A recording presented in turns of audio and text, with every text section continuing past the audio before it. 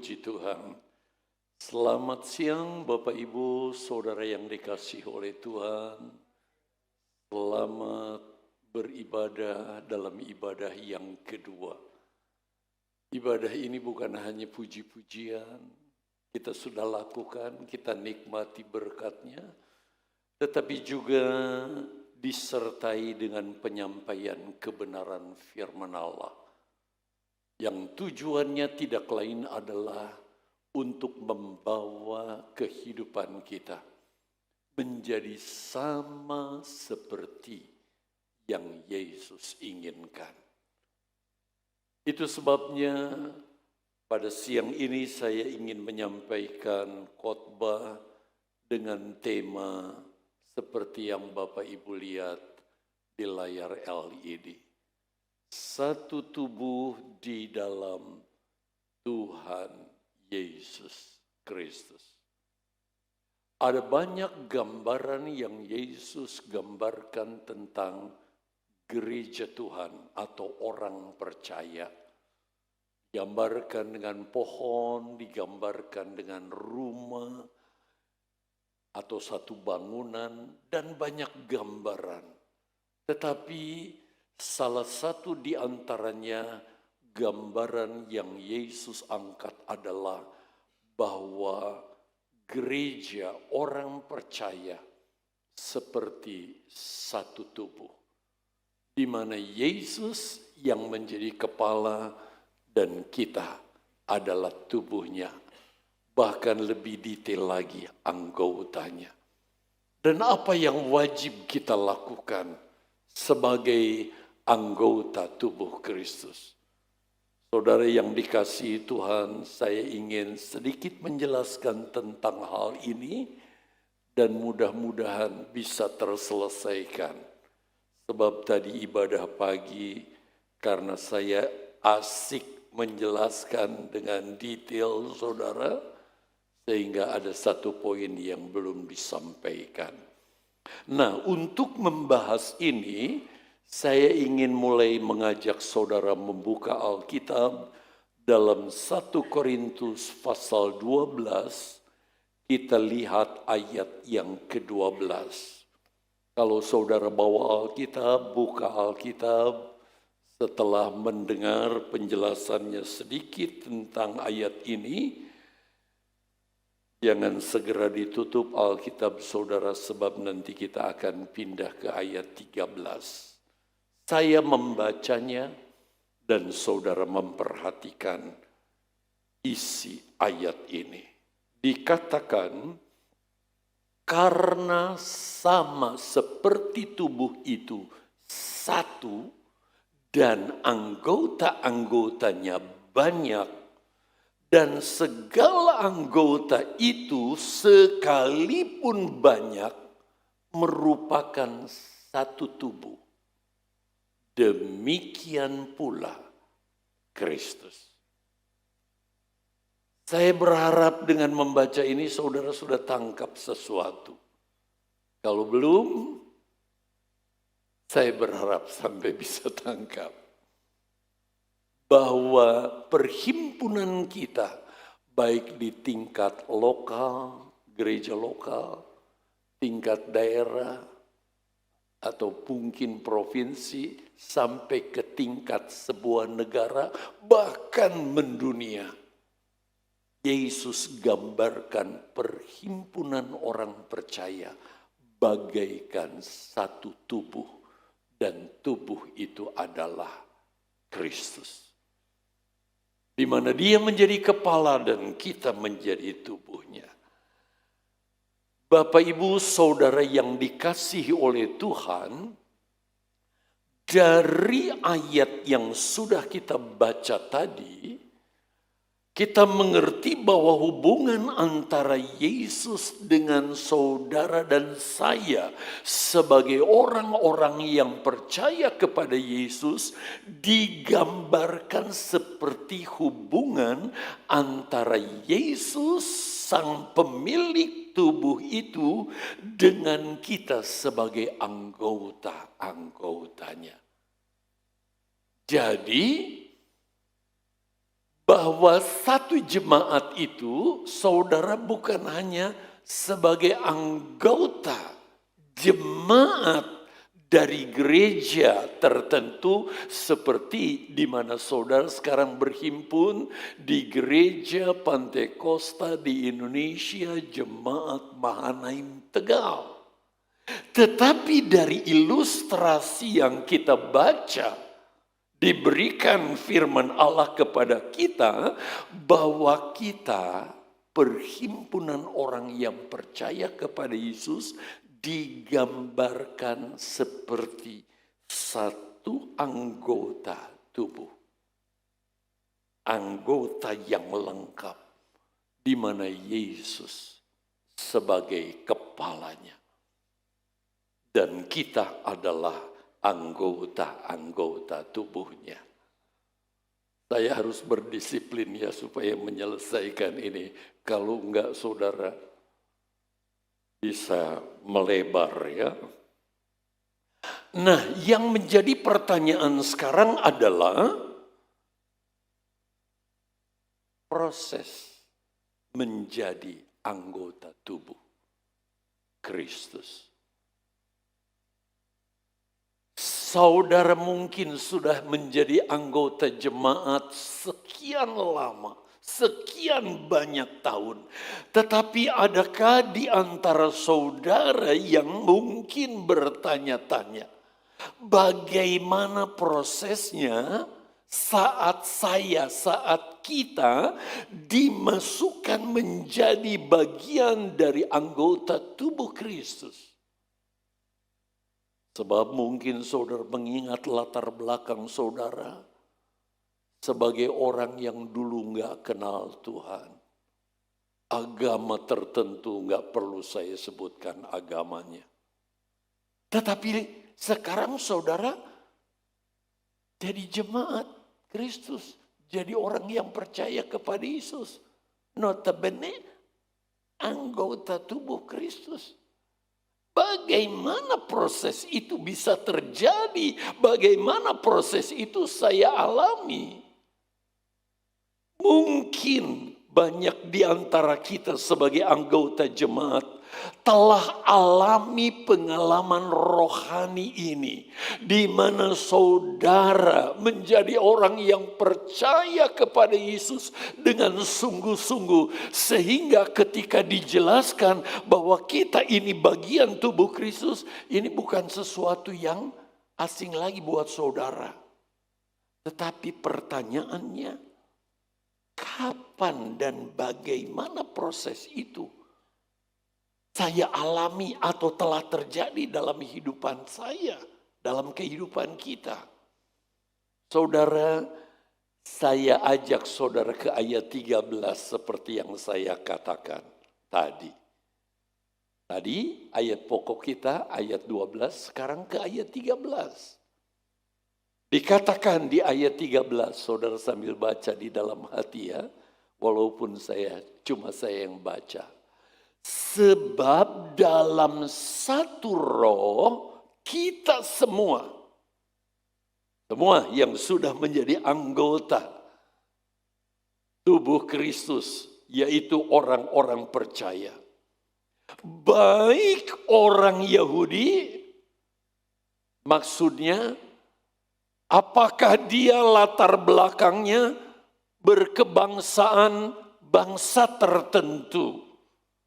Di sana, di zaman dulu ya, zaman pelayan-pelayan Tuhan di mana gereja Tuhan baru didirikan oleh Yesus, maka yang sangat terkenal yaitu bangsa Yahudi dan yang kontradiktif dengan Yahudi yaitu Yunani. Sehingga orang yang kenal Tuhan diidentikan dengan orang Yahudi, kalau orang itu belum kenal Tuhan atau di luar Kristus, mereka adalah orang Yunani. Jadi apapun latar belakang kebangsaan kita dengan agama masa lalu kita, bahkan juga disebut selanjutnya, di kalimat selanjutnya, baik budak. Budak adalah strata sosial yang paling rendah pada zaman itu. Sekarang kan nggak ada budak lagi. Sampai pembantu rumah tangga pun namanya keren. Asisten rumah tangga kan. Bukan babu begitu lagi. Diangkat derajatnya. Kalau dulu orang merdeka dan budak begitu. Mungkin latar belakang seseorang saudara, dia begitu rendah strata sosialnya, strata ekonominya dan sebagainya, pendidikannya dan sebagainya. Ataupun orang merdeka, maksudnya orang yang gak pernah dijajah. Strata ekonomi, sosial dan sebagainya. Pokoknya mumpuni, bagus. Lalu dikatakan selanjutnya, telah dibaptis. Nah, kata dibaptis di sini bukan berbicara tentang baptisan air. Sebenarnya lebih tepat kalau dipakai kata telah dimasukkan menjadi satu tubuh dan kita semua diberi minum satu roh. Jadi apapun latar belakang masa lalu kita dulu. Tetapi ketika kita percaya kepada Yesus, menerima Yesus sebagai Tuhan dan Juru Selamat, maka pada saat itulah kita dimasukkan menjadi bagian organ tubuh dari Kristus sebagai kepala dan kita anggotanya. Ada yang di kaki, ada yang di betis, ada yang di paha, ada yang di pinggang, ada yang di perut, ada yang di lengan, ada yang di tangan dan sebagainya. Jadi anggota dimasukkan. Coba sedikit keterangan saudara. Saya ilustrasikan dalam bentuk gambar. Itu sebabnya ayat ini saya tayangkan dan gambarnya di sebelahnya supaya saudara gampang mengerti dalam hal ini. Saudara lihat, katakanlah ini tubuh Kristus.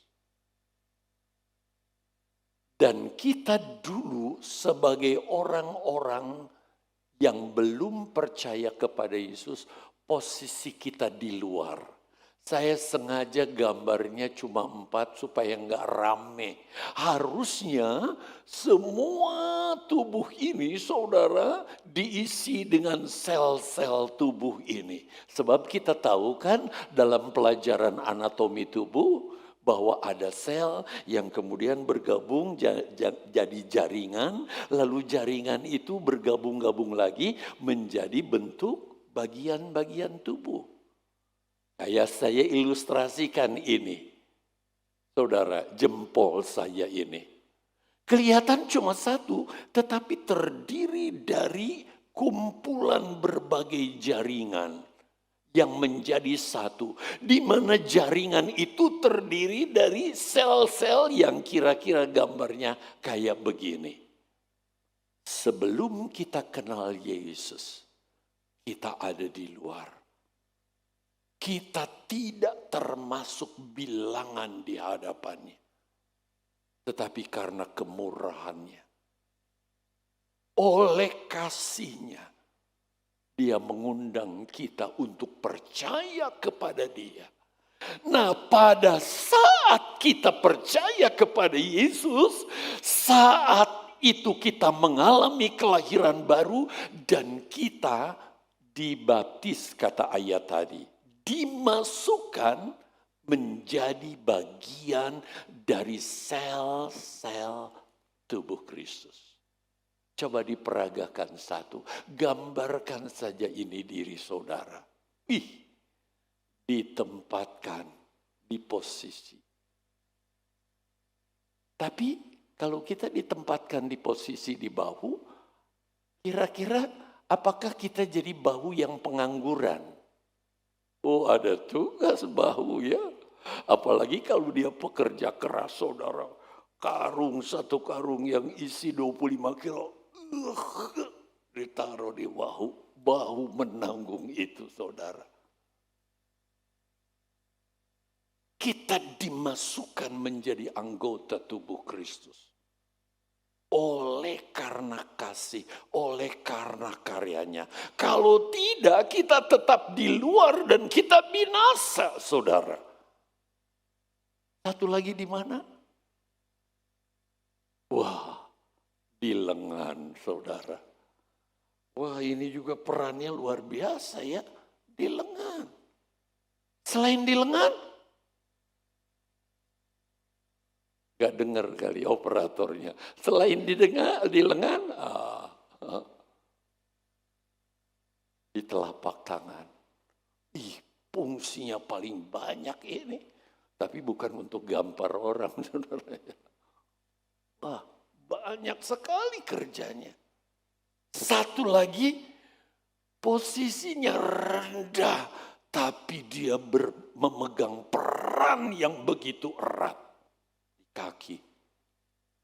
Kalau saya berdiri dekat api ini membesar, saya kepanasan, maka si tangan ini akan berbicara kepada pikiran saya. Saya kepanasan di sini, ayo cepat beranjak dari sini. Kalau nggak badan saya, tangan saya terbakar ini, maka saudara, dia akan lapor ke otak kita.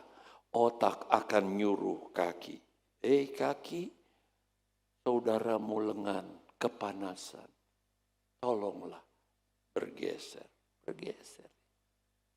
Aman. Wah, kalau kita jadi anggota tubuh, lalu kita kerja sama satu dengan yang lain karena saling mengasihi. Keren banget, saudara. Nggak ada anggota sel tubuh yang, udah nggak ada ya. Yang nganggur, saudara, ngelamun. Ada. Itu manusia lumpuh itu. Yesus bukan. Nggak lumpuh. Nah, kapan kita masuknya? Adalah saat kita percaya kepada Yesus dan menerima Yesus sebagai Tuhan dan Juru Selamat kita. Itulah saat kita masuk menjadi sel-sel hidup yang menjanjikan hidup yang kekal bersama Yesus dalam kerajaannya di sorga.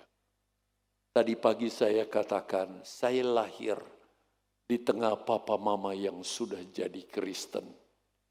Tetapi setelah saya lahir, mulai saya beraktivitas, saya sekolah. Tidak otomatis saya jadi anggota tubuh Kristus. Tidak otomatis. Saya ngerti cerita firman Allah ketika guru menyampaikan itu semua.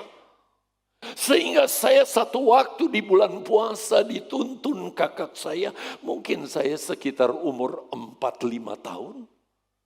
Saya melewati satu gedung ibadah. Mereka keluar berhamburan dari ruang ibadah itu.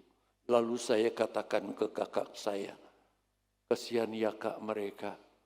Mereka beribadah tapi mereka enggak masuk sorga. Kakak saya yang beda usia 4 dengan saya. Dia kata, "Hus, dari mana kamu tahu?" Loh, guru sekolah minggu mengajar. Kalau kita enggak percaya kepada Yesus, kita enggak akan selamat.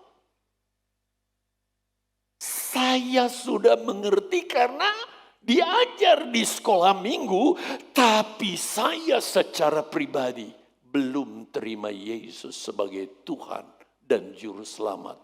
Saya hanya tahu cerita itu sebagai kisah. Tetapi ketika saya berusia 16 tahun, di kelas sekolah minggu juga, Saat itu sekolah minggunya, kelasnya sampai ke tingkat SMA dan perguruan tinggi. Saya di SMA saat itu. Guru sekolah minggu mengajar firman Allah tentang keselamatan. Selama firman Allah disampaikan, saya menangis sejadi-jadinya. Dari kecil saya mengerti firman Allah, tapi saya belum terima Yesus sebagai Tuhan dan Juru Selamat. Ketika guru sekolah minggu mengajak semua berdiri, saya satu-satunya yang berlutut. Saya nangis di hadapan Tuhan, saya katakan, hari ini aku terima Engkau sebagai Tuhan dan Juru Selamat. Saya ingat betul guru sekolah minggu itu, dia peluk saya. Yang lain sudah keluar bergabung dengan kelas lain. Dia katakan, puji Tuhan Yos, kamu sudah selamat. Saya terima. Mulai saat itu hidup saya berubah. Dan itulah saat di mana saya mengalami yang disebut pengalaman kelahiran baru. Inilah proses. Mungkin banyak di antara saudara mengalami ini, tapi saudara nggak mengerti kejadiannya seperti apa, sehingga saudara yakin sekarang bahwa saudara adalah sudah menjadi bagian tubuh Kristus. Dan iblis suka menuduh. Coba klik satu kali. Ketika kita mengingat latar belakang dan dosa-dosa kita, iblis selalu menuduh. Kamu orang berdosa, kamu gak layak masuk sorga. Perbuatanmu dia daftarkan, mungkin dosa-dosa masa lalu kita yang begitu jahat. Tetapi kita harus berani katakan, diklik dong, bukan ini ya. Apakah latar belakang itu kebangsaan? Apakah latar belakang itu status kita? Ataukah kejahatan-kejahatan masa lalu kita? Tetapi setelah kita percaya kepada Yesus, kita mengalami kelahiran baru, saudara yang dikasihi oleh Tuhan.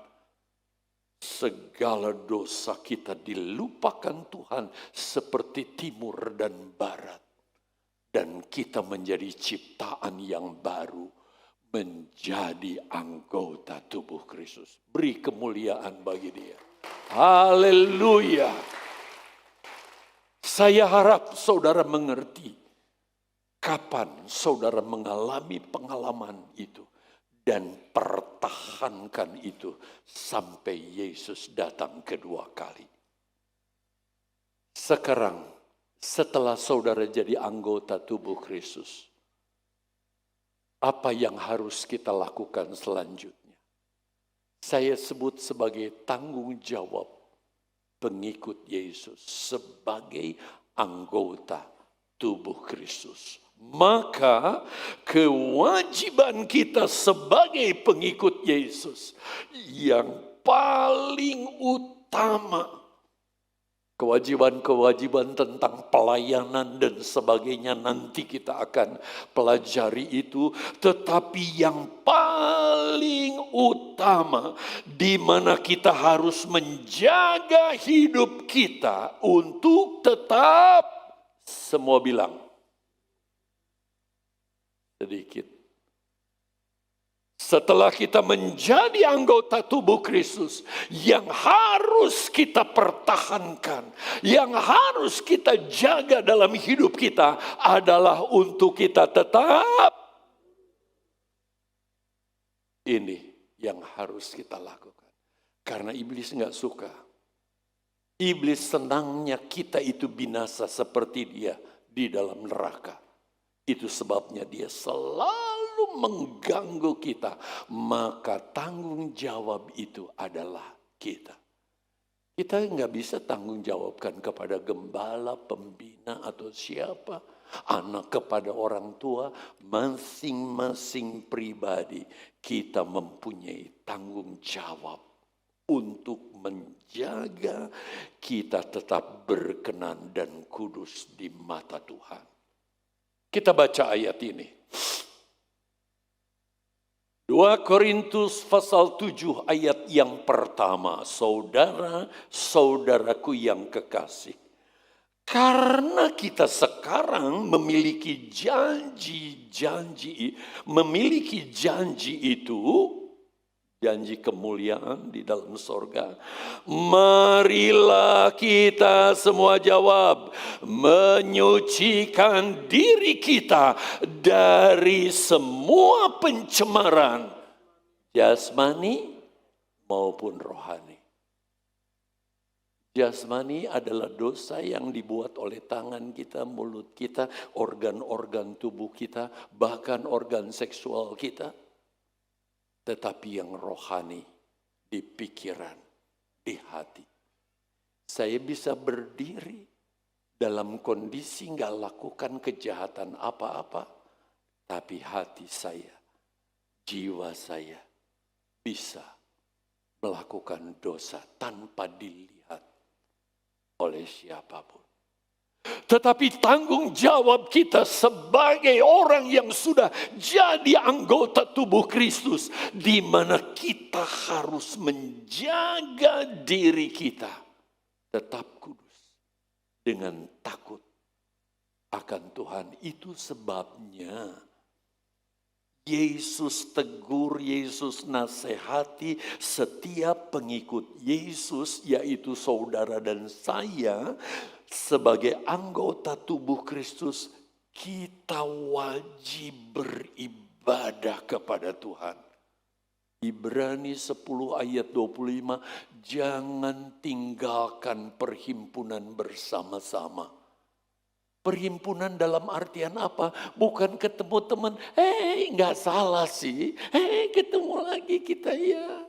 Lalu kita guyon-guyon. Tapi saat kita duduk seperti ini, lalu kita dinasehati dengan firman Allah, bahkan teguran-teguran firman Allah yang kadang-kadang begitu keras, mengiris-iris kita. Supaya kita benar-benar terpisah dari segala dosa dan kejahatan itu dan hidup kudus. Tetapi kalau kita udah dinasehati dengan keras, tapi bandelai, gak mau berubah. Coba lihat ayatnya. Barang siapa kukasihi. Jadi please ya, saya harap jemaat di GPDI Mahanai makin dewasa. Kalau ada staf gembala, wakil gembala, bahkan saya sebagai gembala, ibu gembala berdiri di sini menyampaikan khotbah yang keras buat saudara. Jangan terus saudara benci. Yang biasanya kasih berkat sama orang itu sekarang gak kasih berkat lagi. Karena benci, nyinggung-nyinggung dosa saya. Jangan saudara. Kalau Yesus saudara memakai hamba-hambanya untuk berbicara saudara, itu karena Yesus mengasihi kita, karena dia gak mau kita masuk neraka. Barang siapa kukasihi, ku tegur dan ku hajar. Sebab itu relakanlah hatimu dan bertobatlah.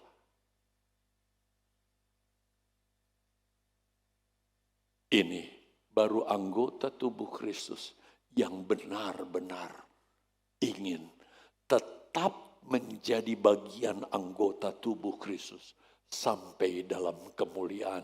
Sebab ada yang sudah jadi anggota tubuh Kristus, tengah jalan mundur. Sehingga dia nggak waris kerajaan sorga. Kita tunggu saja, kita lihat. Coba bagaimana kalau nggak bertobat? Apabila kita sudah jadi bagian dari anggota tubuh Kristus, tetapi kita tetap tidak mau bertobat. Berkali-kali kita sudah ditegur tetapi tetap saja tidak mau bertobat. Maka akan tiba saatnya Yesus akan nyatakan kekerasannya. Kalau dikasih tahu nggak mau, dikasih tahu nggak mau. Nggak selamanya Yesus akan lakukan itu. Dia akan menunjukkan kekerasannya. Ayo buka satu ayat lagi. Roma pasal yang ke-11 ayat yang ke-12. Sebab itu perhatikanlah kemurahan Allah dan kekerasannya. Dia Allah yang berkemurahan. Kalau mengingat masa lalu kita, mungkin seharusnya sudah layak kita ada di neraka. Tetapi dia berkemurahan. Dia memberi kesempatan. Tetapi jangan permainkan kemurahan Allah. Dia akan tunjukkan kekerasannya. Kapan?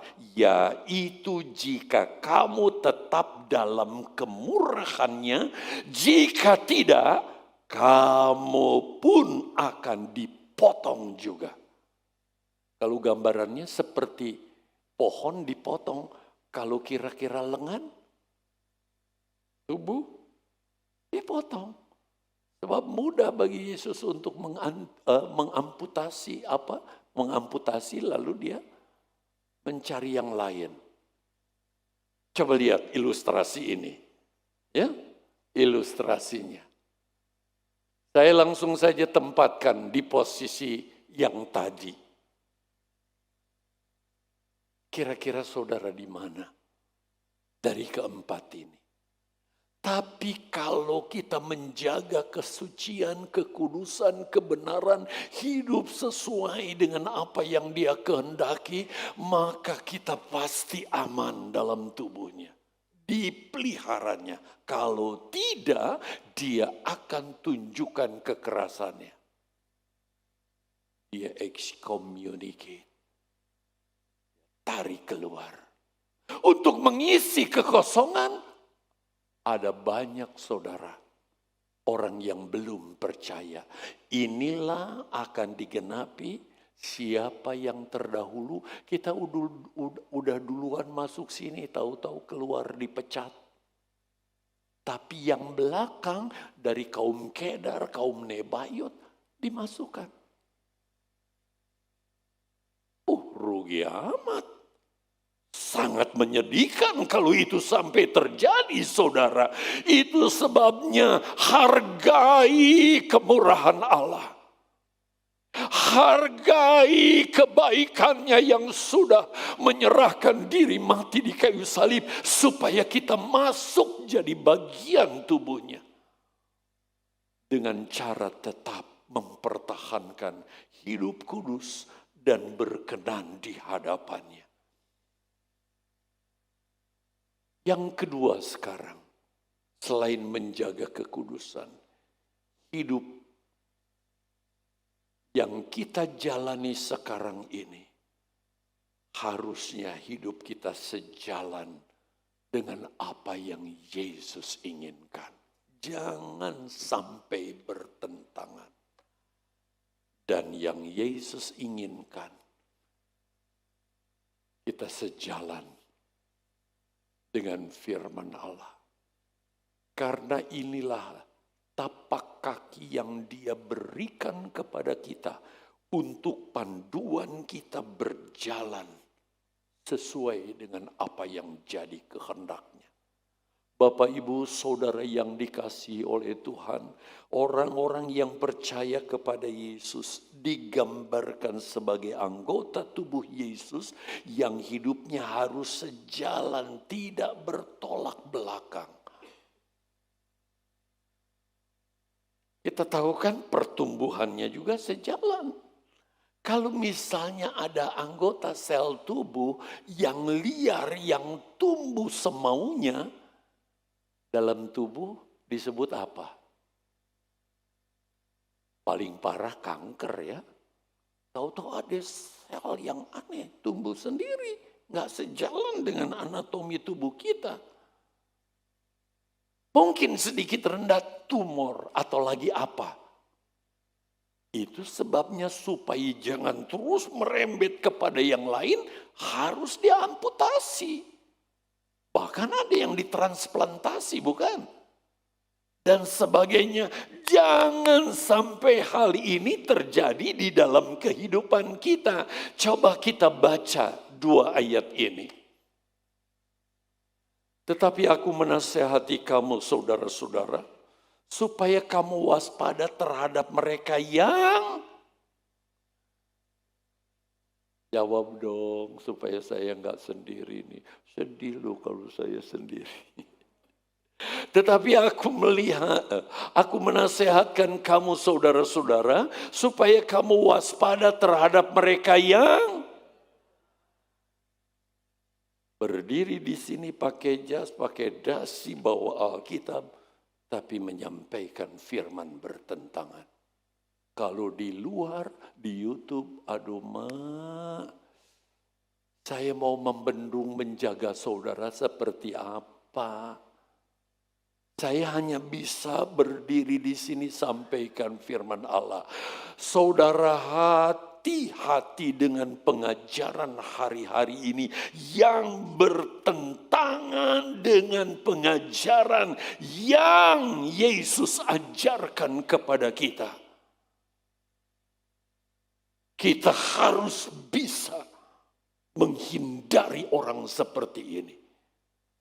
Ini hanya tergantung kedewasaan saudara. Itu sebabnya saudara carilah gereja yang sungguh-sungguh berdiri di atas kebenaran firman Allah. Saya tidak mau saudara menjelekan gereja tertentu lalu membanggakan ini. Tetapi saudara dapat menilai sendiri ajaran kebenaran firman Allah. Sebab saya berdiri di sini bukan karena motivasi apa. Saya bertanggung jawab di hadapan Tuhan untuk keselamatan saudara.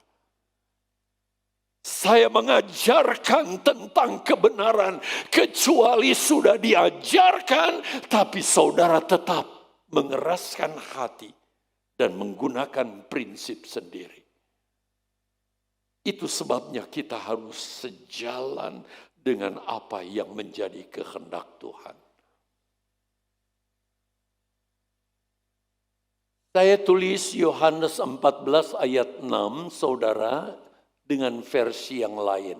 Satu-satunya jalan yang bisa membawa kita sampai kepada hidup yang kekal, yaitu sorga, adalah taat mengikuti jalan Yesus. Akulah jalan kebenaran dan hidup. Inilah jalan Yesus. Dia pemimpin kita, dia ada di depan. Ini jejak kakinya. Kira-kira abad ke-21 ada di mana saudara ya dalam perjalanan sekarang. Yesus, dengan tekun kita mau belajar. Tapi sekarang ada aliran yang begitu deras. Gak tahu siapa pemimpinnya, gak ada. Dia bertentangan dengan kebenaran firman Allah. Dia bisa membuai kita begitu rupa. Untuk kita lalai mencari Tuhan. Tidak lagi memiliki rasa haus akan kebenaran firman Allah. Supaya saya ini diperbaiki terus begitu. Maka saudara dengan cepat orang-orang seperti itu akan terseret habis. Dan saya tidak mau itu terjadi dalam diri saudara sebagai anggota jemaat. Itu sebabnya generasi ke generasi dibangun saudara pelayan-pelayan Tuhan.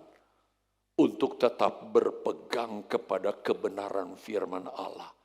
Supaya saudara sampai di tujuan akhir. Karena saudara melakukan apa yang jadi kehendaknya. Dan yang ketiga, Yang ketiga adalah kita harus saling mengasihi. Inilah karakteristik tubuh Kristus. Saudara tidak sadari ketika saudara duduk, saudara lihat tubuh saudara dengan organ-organ yang berbeda satu dengan yang lain, bukan? Tapi enggak ada di antara organ tubuh kita yang berantem, yang saling pukul, ada enggak?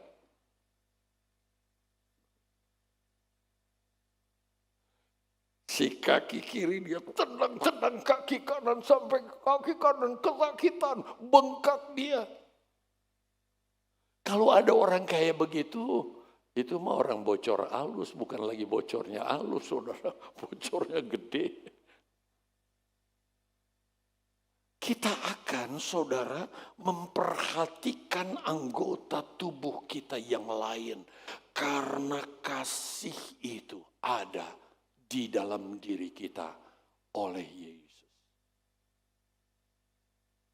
Jujur, untuk kesini kita harus belajar dengan cara mempraktekannya. Itu sebabnya saudara, ada berbagai sarana kegiatan untuk saling kepedulian kita. Berapa banyak anggota jemaat yang harus dihidupi dalam kesehariannya supaya mereka bisa makan, minum, tidur, pakai di rumah pelayanan. Kita bersyukur kepada Tuhan. Tuhan memberi sarana ini kepada GPDI Mahanaim. Dan sudah ada beberapa orang tinggal di dalamnya. Dan kita yang diberi lebih oleh Tuhan. Maka yang lebih itu kita cubit sedikit. Ambil sedikit. Kita kontribusi sedikitlah. Saya sih pengen cepat berdoa, Tuhan lebih perbanyak jiwa-jiwa. Sebab dengan demikian saudara, ini kesempatan bagi saudara untuk menerima mahkota kemuliaan. Karena mereka adalah bagian dari tubuh kita. Yang benar-benar kita harus perhatikan sedemikian rupa. Tolong dibaca ayat ini karena saya tidak sempat mencatatnya. Dari Alkitab saja supaya jemaat bisa melihat, menyimak dengan detail. 1 Korintus 12 mulai ayat 14 disusul 15 dan 16. Coba ya, saudara ikuti dalam hati saya membacanya. Karena tubuh juga tidak terdiri dari satu anggota, tetapi atas banyak anggota. Beragam kan? 15. Andai kata kaki berkata, karena aku bukan tangan, aku tidak termasuk tubuh. Jadi, benarkah ia tidak termasuk tubuh? Andai kata-katanya kaki berkata, karena aku bukan tangan, aku tidak termasuk tubuh. Saya rasa gak beres dong kalau ada kaki berpikiran seperti itu. Kalau ada jemaat yang mengaku bagian tubuh Kristus, tetapi dia berkata, aku tidak peduli masalah itu, padahal saudara punya potensi. Itu urusan mereka, itu urusan pengurus gereja. Saya cuma, kewajiban saya ke gereja, dengar firman Tuhan, balik, sudah.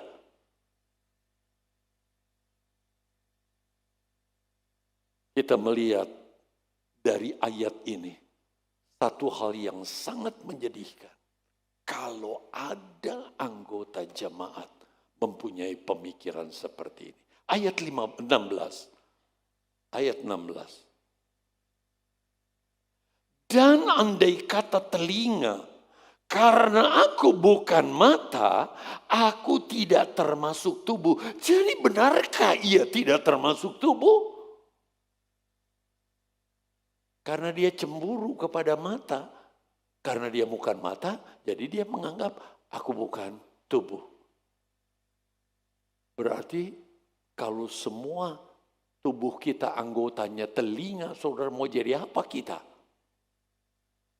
Atau anggota kita semuanya adalah mata, mau jadi apa kita, makhluk seperti apa? Karena adanya saudara kebutuhan kita, maka Allah ciptakan kita begitu beragam. Yang punya potensi berbeda-beda. Dan kalau semuanya bekerja bersama-sama, dahsyat hasilnya. Kalau kita kerjakan dengan baik. Coba lihat gambar ini. Klik gambar-gambar. Oke, klik. Masukkan semua. Saudara, bagaimana kiranya anggota tubuh kalau lengan ini berkata karena aku bukan telapak tangan, jadi saya bukan termasuk tubuh. Bagaimana kira-kira kalau si lengan ini digigit nyamuk? Gatal, aduh gatal. Maka mau tidak mau kan dia harus saling menolong, membantu. Demikian pun ketika bahu membutuhkan sesuatu, dia memerlukan kaki untuk bergerak. Tapi kaki berkata, saya bukan tubuh, jadi saya diam. Kasihan saudara, masalahnya nggak terselesaikan. Gereja Tuhan adalah himpunan orang-orang yang menyadari akan hal ini. Dan mereka mau bekerja sama untuk memajukan pekerjaan Tuhan, baik yang besar maupun kecil. Dan kita benar-benar mengerjakannya untuk tujuan yang mulia bagi maksud Tuhan. Perhatikan kalimat ini, saudara. Saya hanya membaca, saudara memperhatikan. Bila ada orang yang mengaku dirinya sebagai pengikut Yesus, tetapi membenci atau tidak mengasihi saudara seiman. Ilustrasi yang tadi saya buat di sini, dengan yang di sini, kan saudara kita satu tubuh. Tapi kalau membenci, apa jadinya saudara kalau hal ini terjadi? Lihat kalimat ini. Orang Kristen seperti itu tidak termasuk bagian anggota tubuh Kristus, melainkan anggota tubuh siapa? Saudara jawab, penguasa neraka. Tapi anggota tubuh Kristus, dia mengekspresikan kasih. Bahkan kepada orang yang sudah menyalibkan Yesus. Yesus berkata, Bapa, ampuni mereka. Karena mereka nggak tahu apa yang mereka perbuat. Tapi saya yakin kalau benar-benar kita mengerti firman Allah bahwa kita satu tubuh, kita akan saling mengasihi satu dengan yang lain. Saya harap jangan sampai ini dimanfaatkan untuk maksud-maksud tertentu. Karena kita harus melakukannya ini berdasarkan kasih, bukan karena terpaksa. Ada 2 ayat lagi saya ingin ajak saudara membaca. 1 Korintus 12 ayat 20 dan 21. Baik, ya saudara baca lagi dari dalam hati. Memang Ada banyak anggota, tetapi hanya satu tubuh. Jadi mata tidak dapat berkata kepada tangan, aku tidak membutuhkan engkau. Mata tidak dapat berkata kepada tangan, aku tidak butuh kamu. Sekali waktu mata itu kelilipan, dia perlu tangan saudara untuk perbaiki.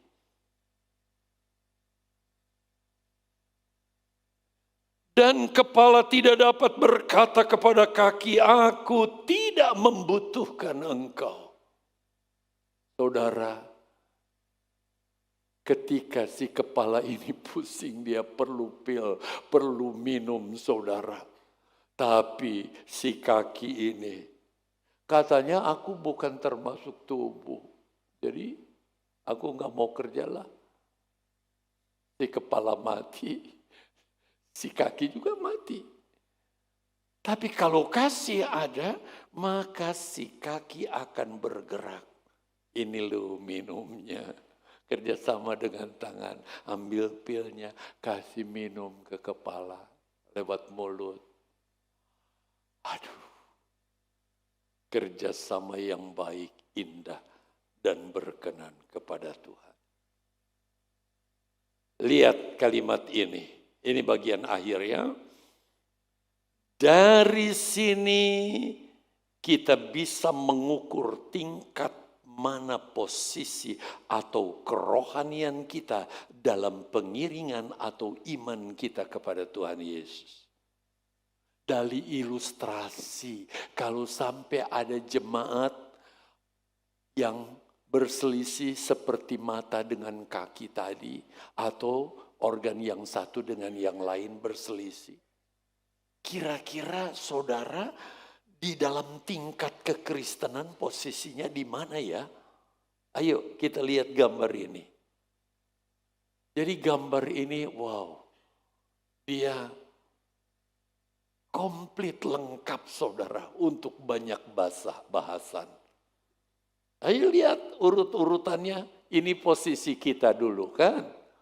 Masih di luar tubuh Kristus.